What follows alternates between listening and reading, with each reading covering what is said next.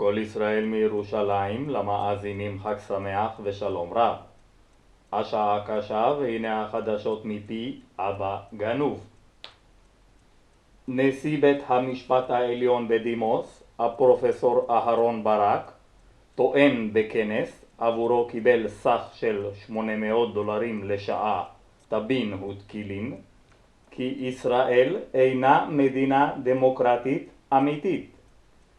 לטענתו, על ישראל לסגת מהשטחים הכבושים ולמנות את בנו הקטן יואבי לנשיא הבא של המוסד המכובד.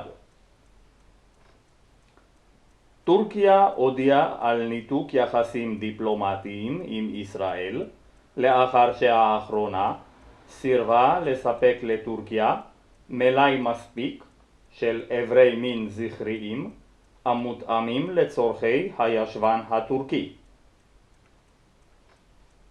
מכבי תל אביב בכדורסל ניצחה את קבוצת אריס סלוניקי מיוון בתוצאה 75-90. הרבו לקלוע למכבי חן ליפין וטל ברודי עם 22 נקודות כל אחד. ליוונים הרבו לקלוע פאפה לוקאס וחלסטרס עם 10 נקודות כל אחד. הלילה ומחר ממטרים ירדו לפרקים מצפון הארץ ועד צפון הנגב.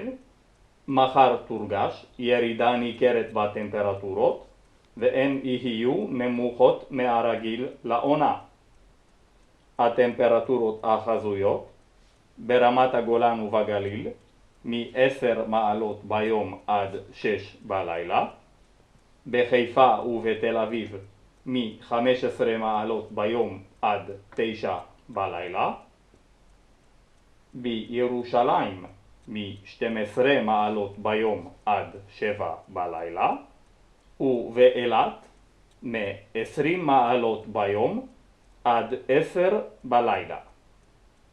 זה סוף החדשות מכל ישראל.